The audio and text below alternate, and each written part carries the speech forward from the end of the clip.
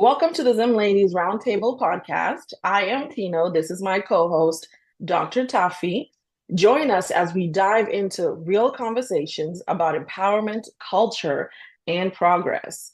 Each episode, we share stories, explore important topics, and connect with our vibrant community. Be sure to subscribe to our YouTube channel, Zim Ladies Roundtable, and tune in to BWTV and Cityscape Radio on brownstoneworldwide.com for all the latest content, and follow us on Instagram and Facebook at ZimLadiesRT to stay connected. Today, we are excited to be joined by Tina Vincent, an award-winning artist from Zimbabwe. We're going to explore Tina's journey and her process about being a creative. So thank you so much for joining us today. Tina, how are you? I'm doing good, thank you. And thank you so much for having me. You're Oh, we're welcome. excited to chat with you today.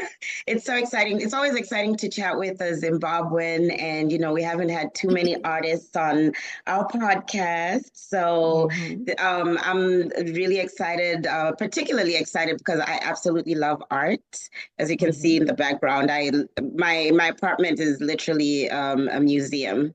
So Okay.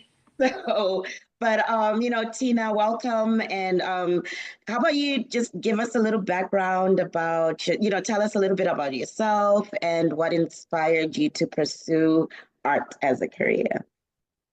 So it's actually a funny story. So when I was younger, Zimbabwean parents, they're very like about studying and books. And Mhm. so I don't know. I just feel like I've always like really, to be honest, it took me a long time to say this, but I've always hated like reading because I just find it very boring. Like it's just too much. In all the time.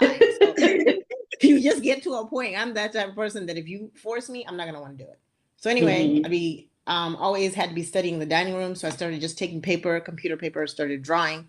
Then when I was in high school, I went to Heritage School, and they had an option of either take music, technology, or what was it? Music, technology, or art. And so I decided to take art. I was like, oh, I can take pictures. I can draw pictures and talk to my friends. And it was like literally that was the ridiculous reason why I signed up. So then I did O level and A level art. And then I went to Lander University in Greenwood, South Carolina, where I studied my Bachelor of Visual Arts. And then I later on, well, as soon as I finished, I got a master's degree in art education.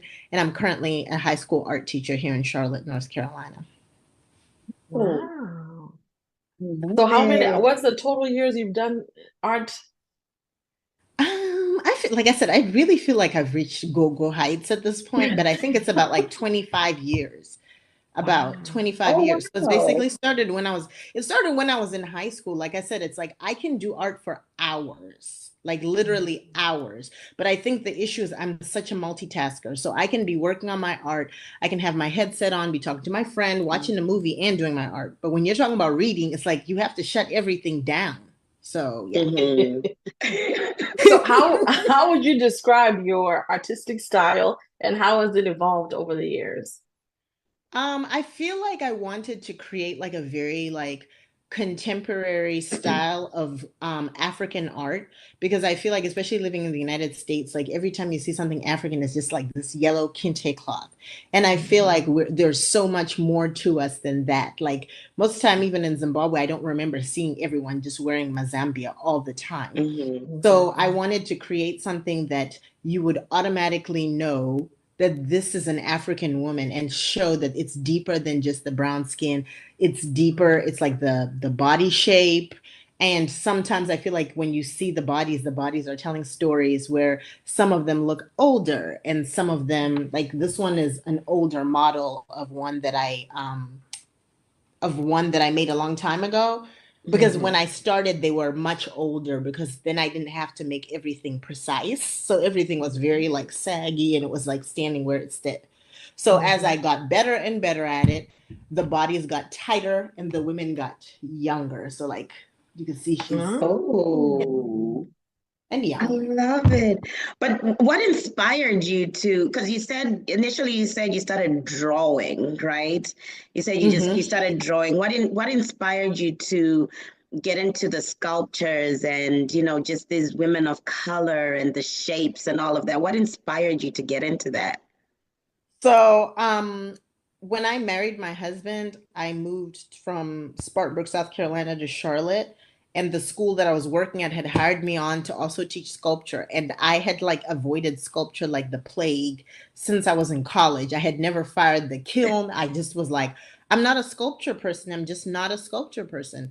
And Mhm. so when I got there, I was like, well, you know what? Paper mache would be pretty, it would be something pretty cool to be able to um, make sculptures. So I decided to make paper mache sculptures.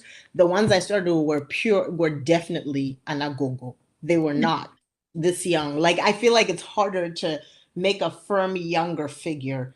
Mhm. Even with the plus size, it's harder. But when you're talking Mhm. about gogo, even everything is falling. It's in there somewhere.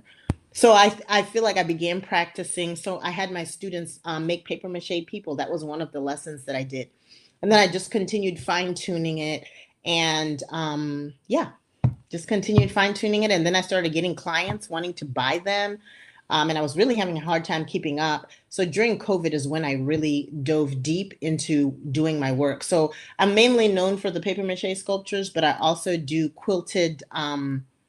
I also do quilted mixed media pieces, so quilted onto the canvas, quilted wall hangings, collages, and paintings.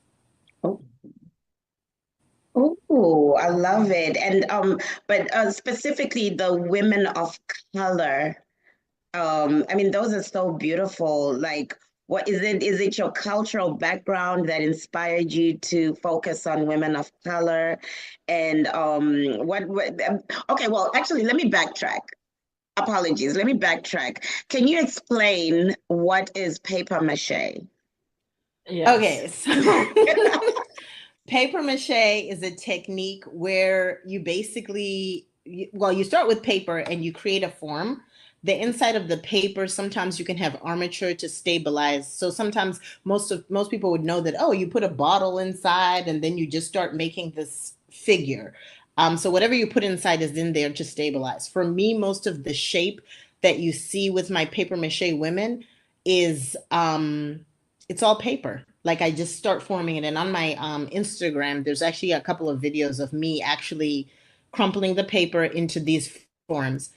So once I've created the form, I tape it up and then I have a glue-like solution and pieces of paper. And then I just begin applying the glue and the paper. And I feel like my favorite thing about it is it's such an underestimated technique. Like people just think paper mache, like that's something you do in like grade 3 and it always looks like Mm-mm. trash. So I feel like I love like coming up with like even this is another favorite one of mine. I love coming up with these I love that. ladies. Whoops, I don't know, the camera's kind of weird, but anyway, I just loved coming up with these ladies that just look very high class and yet they're just Mhm. made of paper. And I think it Mhm. speaks to the idea of don't underestimate. Just like if I feel like even as women, sometimes we're underestimated. People just see us and be like, oh, she's, Mhm. and especially for me being an artist from Zimbabwe, a lot of Mhm. people thought I was crazy or I was joking when I said I was studying art because they thought it was like some kind of joke. It's done very well though, because I've seen Thank you. some paper mache art and it didn't look good. And your stuff looks classy, it's professional, it's clean. You can't even And tell it's paper. you Yeah. can't. And you can Hmm. tell the definition of what you're trying to do, those Thank you. hips, the everything, the shoulders, it's all the same. Like Hmm. literally, that is my body. And so like this, like I said, I brought a couple of them to show you guys. This is another favorite of mine. I feel like the idea on them is like, if she can do it, so can I. She's like in her Ooh. bathing suit, like she's moving, like she has Yes. confidence.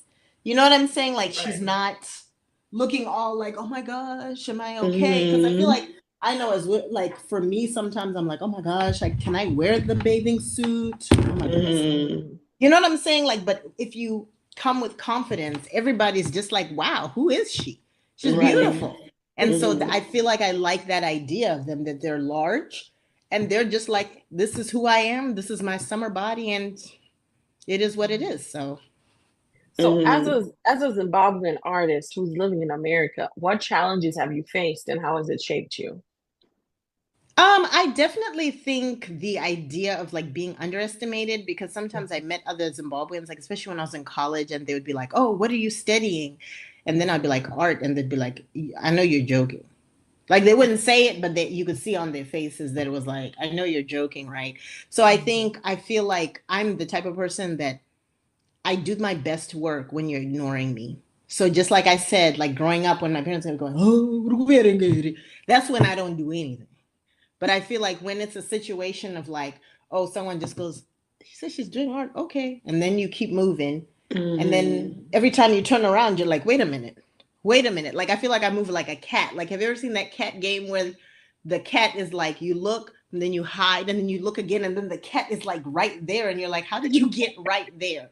So I just work very well when, especially like if I feel like someone thinks I can't do something or someone is underestimating a thing. Like I'm sure like there were times at work people just saw me making these things with my with paper and stuff and just probably thought, what is she doing? And Mhm. these like there's like some substantial financial gain on selling Mhm. art. Like literally, it's almost like some people are working a full job to make a certain amount of money, and I could just sell one of these ladies, and it's a substantial Mhm. amount. So And there's That's a community, incredible. there's a great community of that. Mhm. One that you'd be surprised all your art will be gone if you tap into that community. And not just Zimbabweans, like African yes, Americans. Oh yeah, yeah. I've even had a lot of Caucasian women are collectors of my work. Like a lot of them See? are. Hmm. Mhm. So I actually like this year I had a I was in this show called Art Fields where I was able to actually sell four of them. They were a set and it was called Chosen Village, and it was just speaking to like the idea of women and how we go out into our communities and we make friends with people, and those Mhm. friends become those our closest contacts, our closest connections. Because like I don't know, sometimes I feel like there's so much like I guess people trying to be like all in the culture that like when you're around your parents, you're not really Mhm. telling them what's going on. But when you talk about your friends know everything that's going on. You don't have to feel ashamed to be like, oh my gosh. So it was called Right. Chosen Village, but Oh, I absolutely love that. But what inspires you? Like, what inspires you to come up with these themes? Chosen village, the women of, just how do you get these themes? How does that come to you? I feel like I'm just into like the idea of the overlooked because I feel like I was overlooked because especially Mm. since when I was growing up I wasn't really like that much into reading, and in Zimbabwean culture that's like a nightmare. Hmm. Like I literally was not interested. It wasn't that I wasn't smart. I just was not You were interested. not Mhm. And if interested. I'm not Hmm. interested, it's going to show because then I was like, instead of studying, I'd be in the dining room drawing the whole time. And then when the results would come back, it'd be like, huh? You But know, it's weird. our culture is always forcing things on us. Everyone should be a Yes. doctor, a lawyer, an accountant. It's Mhm. like there are other things to do in life besides that that you can actually thrive on. So like my Mhm. dad came to visit last year and I feel like it really like opened his eyes and he was like, this is amazing. This is Hmm. crazy. Like it's like all along people just were out here thinking, oh, you just have to be doing this and you have to be doing that.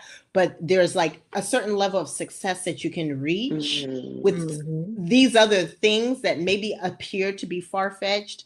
But I also think that it requires a certain level of like commitment. Like I feel like my art is truly something I'm committed to.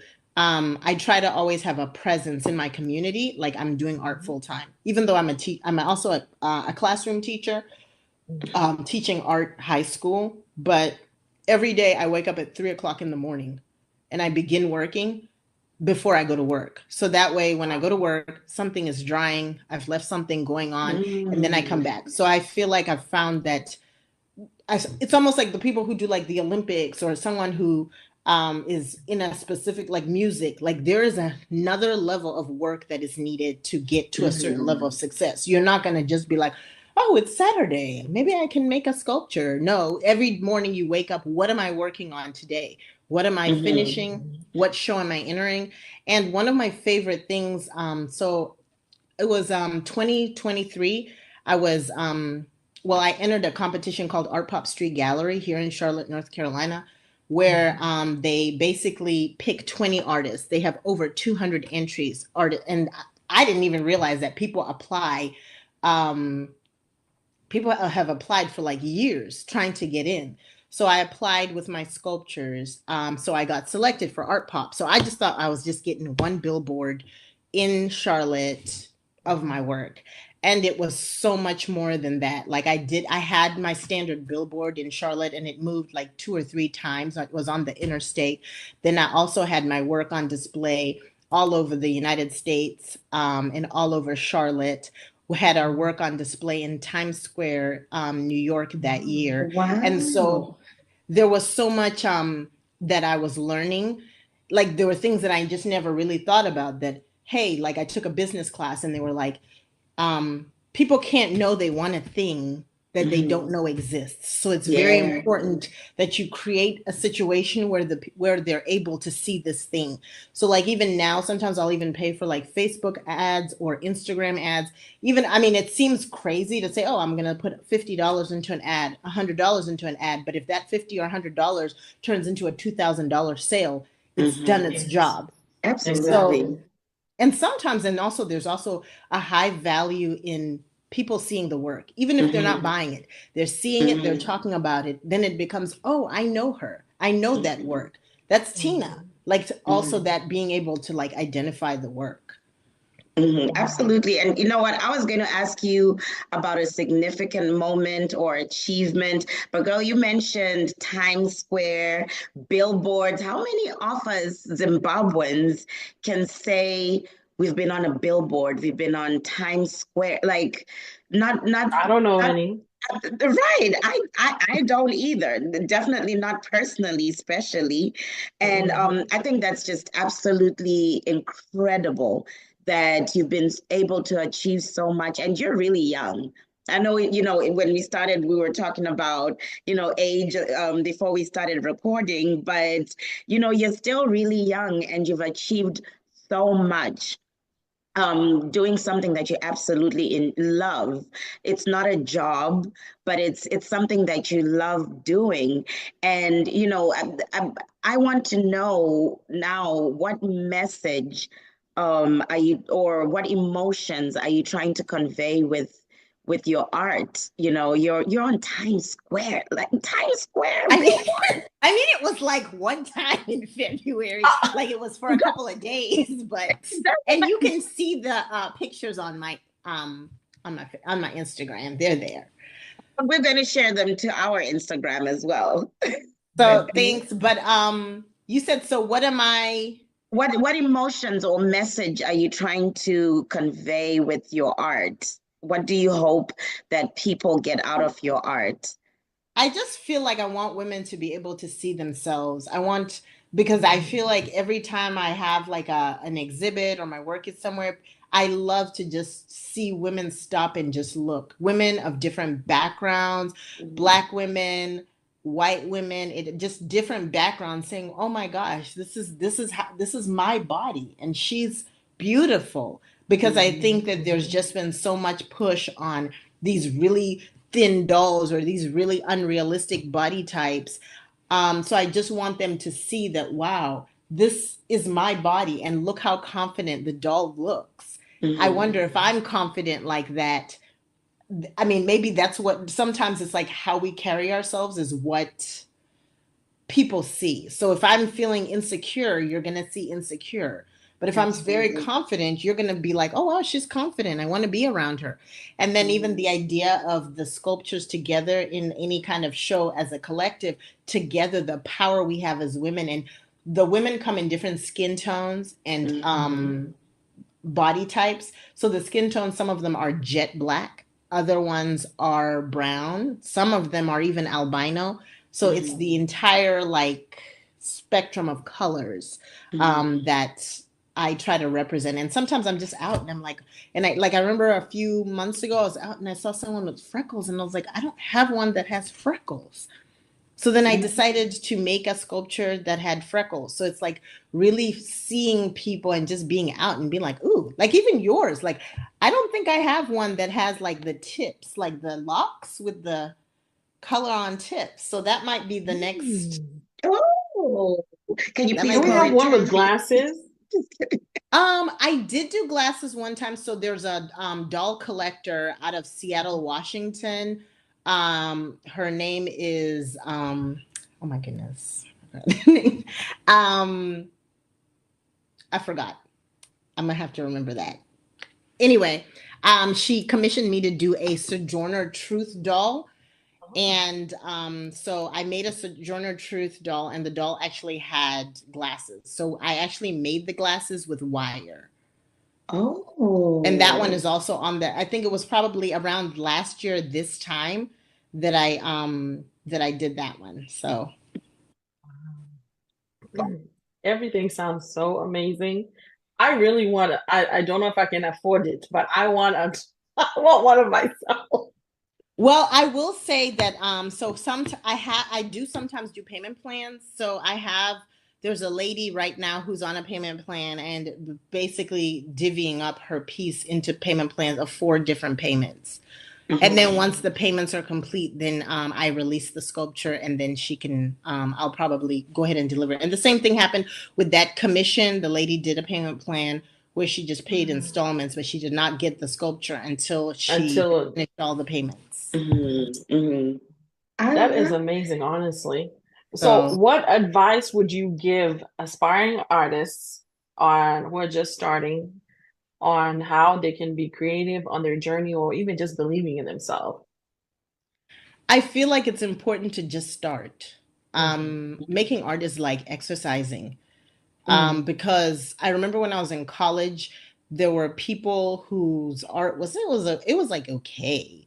And then I remember like when I started teaching, I wasn't really making art that much, but they were making art. Like they were making it and making it and making it. And then it was just like these people surpassed me substantially.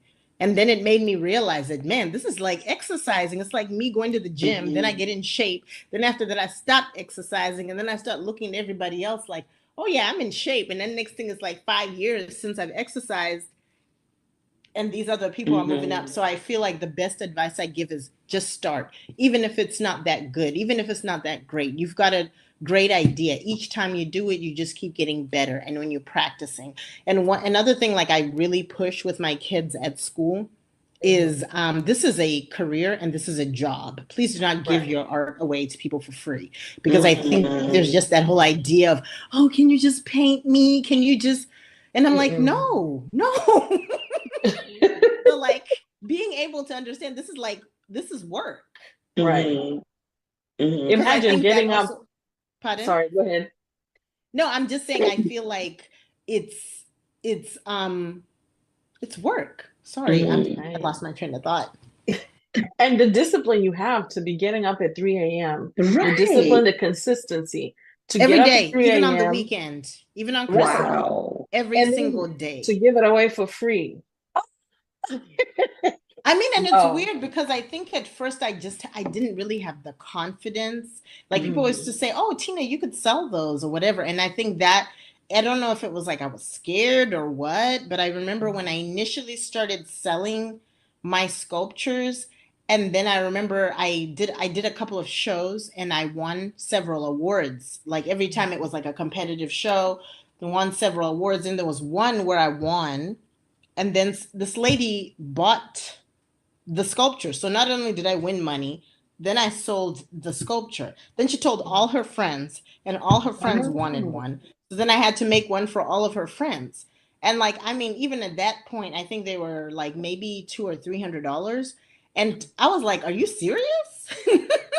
So that I feel like it's very validating when people are willing to spend money. And I also feel like it's important for people to pay because then they're going to take care of it. Right. Because if they don't pay and then someone get irritated or feels a certain way or there's some kind of disagreement, now they're like man, I'm going to throw this. But if you spent a substantial amount, you're not going to do that.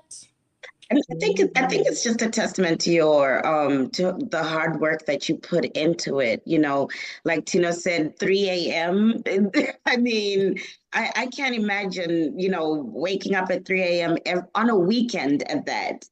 You know, just to do something that, like, you know, like I said earlier, it seems like you absolutely love doing this. And I think you know, the price that you put on your art just really shows how much work you put into it, how much love you put into it. And it just really shows how much you're worth. You know, you're not going to put in all that work. You're not waking up at 3 a.m. to sell something for $20. No. Exactly. You're And just not. also, the other thing, the other pointer too is like as far as the pricing, how it's priced is so like initially when I started and these ladies were all buying that price point, there were many people that were willing to spend that particular amount. So now the price had to go up because Yes. then I can't, like, I have to keep production the same. So the Yes. minute they start moving like hotcakes, the price has to go up. It has to Has go to go up. It up has again because to. I have like a Mhm. job and I'm like a mom. Right. I'm barely making it. And so that's another thing. The 3 a.m. is amazing because that's before my baby wakes up, before my husband gets Mm. up. So it's really like it's so amazing. Like my mind is like a machine at that time. Like it's Mhm. almost like I've rested and I'm using the best part of my mind at that time. Nobody has irritated me. Nobody has called me. The Mm. students have not, I have not seen a crazy email. So by the time at least I go to work or something else Mhm. happens, I've already put in substantial hours. The world So is quiet. Yeah, the world is quiet. I remember when I was in college, you know, that's the time I wanted to study because it's quiet. It's, you know, it's like the world is still, and you know is bothering you or anything. So I absolutely love that. And you know, just to, you know, going back to, you know, to culture, we're all Zimbabweans, and you know, you mentioned that, you know, in our parents, for example, our parents just looked at it as you're doing art. Why? Go and be a doctor, go be a lawyer. And I think that's it's not just a Zimbabwean thing. I think it's really an African thing that, you know, that's and not really an issue, but it's a thing, right? But how do you see the future of art in Zimbabwe, especially with our cultural background, being that our parents don't necessarily encourage it? Maybe now with social media and, you know, they're seeing a lot more out there, but how do you see the future of art in Zimbabwe? I mean, I feel like I would like to hopefully be able to be a person who can get my art on the next level. I feel like I'm really in the beginning stages. Like I feel like I'm fully committed to this and I want to be someone that's accessible Mhm. to, because I think sometimes when people become successful, it's like then they become so far out of reach to be able to work with people from Zimbabwe because um I feel like it's important for artists to have their own voice. And I know that like a lot of times people go to Zimbabwe on holiday and they're like, oh, let me go and buy these paintings. But all those paintings are the same. Like they're not the artist voice. Like there are Mhm. artists in Zimbabwe doing like amazing work, like work that they've created, things that they've do you understand what I'm saying? Like I'm not trying to Mhm. like say that the tourist ones, but it's where it's like their own unique voice. And I feel like one day if I ever made tons and tons of money, I would love to be able to open a gallery and go and pick Mhm. out those artists in their studios, the different things that they're doing and have a space where that work um can be seen because I think and I guess in Zimbabwe most people do that because the tourist stuff is what sells. Like people Mhm. might not be as you know, knowing like, oh, this is like contemporary, this is on the next level. Like people might not be knowing that that's, do you understand what I'm saying? Oh yeah, absolutely. And you know, to that point, you know, I think you know, like I said, I've been here a really long time, and every time I'll travel home, it became a thing where, because like I said, like I mentioned, I absolutely love art, and that's a gift that I would bring back I would get, sculptures, but it was mostly like, the mother and child, or the family sculptures or the animals. And, I was recently back home, and those were the gifts that I brought back for my coworkers who are all American. And I brought stuff back, and I'm like, oh, this is so Zimbabwean, this is a mother and child, or this is the family. And, some of them picked the animals because that's what they were more interested in, the giraffes, and all of that. So I absolutely get where you're coming from. And listen, your gallery, I'm there. Well, like I said, art is very pricey, so I don't know. Like, I would literally have to go and hand pick. Like, there's so many amazing artists, so many amazing designers, and I think it takes such bravery to step out and just do something different. Not to say, hey, everybody's making this, so I'm gonna make it because it sells. To actually say, I'm gonna make this thing, and it doesn't matter if it doesn't sell. I'm just gonna keep making it because I feel like there's also an understanding that I've applied for many things that I didn't get, but I keep going because that's something like people just think, oh, that person just applies for everything and they always get it. No, just being bold enough to say, you know what, I didn't get in this time. I didn't get selected for this, but I'm just gonna keep pushing forward. So, and the one thing I forgot to mention is, so when I got into Art Pop, I took a lot of business classes, and something that I started doing was I started creating prints of my dolls because a lot of people wanted the sculptures, but they were kind of pricey. So then now I actually have high quality giclée prints that I sell of the women. Like, there's different pieces, so it's more like wall art. And then I also started I'm creating like sweatshirts with the sculptures on them. So I take photos. I also have t-shirts. So it's kind of weird because I remember someone asking me, because like fine art, usually people don't, I don't know if you can see it. Oh yeah, fine art, that's beautiful. Yeah, fine art people they'll usually just be like, oh, I have to make my art and it has to be in this gallery, and then you're starving. And I'm just like, please stop making it cool to be starving. Like, literally do what you have to do. Like, we're going to Target and Walmart and we're buying shirts with other people's art on it. I'm fine with with that. And then, because I remember someone one time asked me and it was like, hey, do you think it lowers the value? I said, no, it doesn't, because it's a sculpture. So you have the t-shirt, but I feel like I'd be excited if I was out and about and I saw someone wearing a t-shirt and I was like, oh my gosh, I have that sculpture. And there's only one sculpture, but it's just t-shirts and different other things. So I think that's another piece of advice that I would give, is find ways to make money off of the same thing so that you're not having to work nearly as hard. Do you know I'm not sure if you know, a guy named Ivan. Ivan has a storefront in Cleveland, Indiana. Not Cleveland, Indiana, Cleveland, Ohio. Ivan would want all your stuff in his store. Absolutely. Because when I had an apparel line, I would ship my merchandise to him and he would put it in his store. So I'm gonna give him your contact, and I'll give you his information too. And you guys can talk and see what you can do. Because even your apparel, he can put all of that in there. And that would be awesome. Because like I said, my biggest issue is everything African is not just a kente cloth. Like, there's just so much more. There's just another level. Like, I love the bright colors. And then I also recently started designing my own textiles.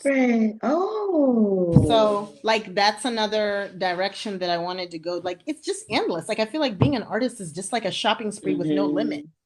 Because you just that's how Ivan is. He builds things. Like, he literally builds. Like, he will make you those accent walls people are doing these days, and he'll build a phone booth where he does all sorts of things. I feel like you guys are going to connect really well. So I'll definitely pass on the information to you. But everything you're doing is amazing. Absolutely. It really is amazing. We're so glad that we found you. Yeah. That we found each other. Thank you so much for the invitation. Thank you for accepting. Yeah, this is my first time sharing, like, in the Zimbabwean arena. the work that I'm doing. I'm hoping this year that I can try to step out into other states and other spaces and like look for different competitions or exhibits. So Mhm. I'm going to be keeping my eyes open for that, hopefully. So what Awesome. projects, do you have anything lined up? I know you mentioned that you're going to be expanding yourself more and opening yourself up, but do you have anything you've already set up for 2025? So right now I have some quilted pieces at the Delta Fine Arts Center in Salisbury, which is about an hour from here. Then there's another gallery, Mooresville Arts, where I'm a member. Um, Mhm. excuse me, I was invited to do this recreating the masters, and I was looking at Romare Bearden, who's a Charlotte. Well, he's from Charlotte, and he focused mainly on collage. And then I also created like a drummer because they had another show called Rhythm and Hues. So Mhm. I'm in the process of applying for some new things since it's basically the beginning of the year. But I think my biggest goal is to get out. Like, I mean, I love showing in Charlotte, but I think Mhm. there's something to be said about having the work seen in other spaces. Mhm. And there, throughout the year, I feel like there are a couple of Zimbabwean events that happen. One of them primarily is Zim The Expo. You can Expo. always get a table and go showcase your stuff and have some things that people can buy there because they do buy stuff when you go there, Oh yeah. especially stuff they've never seen before. Yeah, Mhm. it's my first time. Actually, I went to Zimexpo like when it was in Raleigh one time. Mhm. Mhm. I Mhm. actually hadn't kept up to like where they've had it since. It's been a while. Last year was when Tuffy, Chi actually, it was in Chicago. Okay. Tuffy Well, oh is yeah, it on is the now board. last year. I was about to say last year. It was in Tuffy Chicago. will definitely set you up. This year it'll be in Okay. California. So you're the first to hear that. So it'll be in California this year, in Tuffy, are Oh you LA. supposed to wow. tell people that? People need to Don't know worry. Like I anyway. said, I It's didn't. I say to fine. myself, I don't have anyone that I talk to. Oh, just only after we post, everybody else will know. Exactly. And they should know, right? Don't worry, we'll be Yes. advertising soon, so it's okay. But Tina, where can people see your work? And just to follow what you're doing, and where can they buy this art? Because we Zimbabweans, we have money. Okay. We do. So I will say the one area that I feel like I really struggle is keeping my online store stocked because I Mhm. feel like I'm the artist, I'm the social media manager, I am the financial person, I'm the delivery man. So it's like so hard that once I've finished everything oh, I'm taking the pictures, I'm putting it in the store, I'm doing this, I'm doing that. So a lot of the time I just tell people, please just send me a message. If you see something that I post on Instagram, because I think my Instagram is the most up to date, I Mhm. can just generate a link and I do ship.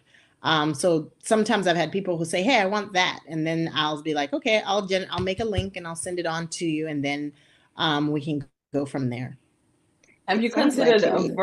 a virtual assistant? I was about to say. What's a virtual assistant? Is it like a real person?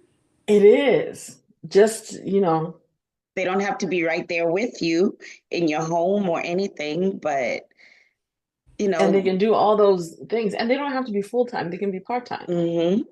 few hours a week, all the stuff that you don't want to do Have them or do don't it. have time to do. Mm. Yeah. And I here's the have thing. trust I see your issues. face and the expressions you're making is trust. Yes, Yeah. Is trust. that that's the problem I have because I have a business. Now I have to start hiring people. And I'm like, "Oh, all this work I've put in, and then now I have to start handing things off to someone. It's the But you trust. You have have to to, do it. You have especially to as do you're it. growing, you have to. Yeah. You Yeah. have to. Yeah, I don't know. Maybe I'll see if my husband can take on that part. What? But No, someone like else has to I do it though, Hey, even if somebody, it's yeah. I think even when I was saying like I think I have a hard time, like I've learned to say to myself, and I don't know if it's like when I moved to America, it was very, very difficult, like getting Mhm. used to it. And Oh I yeah. spent like a lot of time by myself because where I went, there weren't a lot of like international, there weren't really a lot of Zimbabwean girls. There were some Mhm. guys, but I mean I can only hang out with them but so much. Right. So I just got used to just being on my own, and I just have a hard time. Like I feel more comfortable because I feel like I can't get disappointed. When it's me by myself, I can get Right. disappointed. Yeah. But then when you start trusting people and say, oh, I really care about this person, now they can upset you. And when I'm upset, then I can't make my work. Right. And I'm That's very irritated, it true. affects my work. So I try to always keep things friendly, but from afar. Well, you're not alone. You got Zim Ladies Roundtable, Tina. So But you Yes, still need help. you do I need help. know. I know. I'm like I said, I'm really trying. I'm hoping. I don't know. I don't know what I'm hoping. I'm just saying, You'll get there. You'll I'm just get scared of there. people. Like, I think I would be happier if there was like a bunch of people. Like, it's almost like when my son went to preschool, I liked it because there were so many teachers in that school.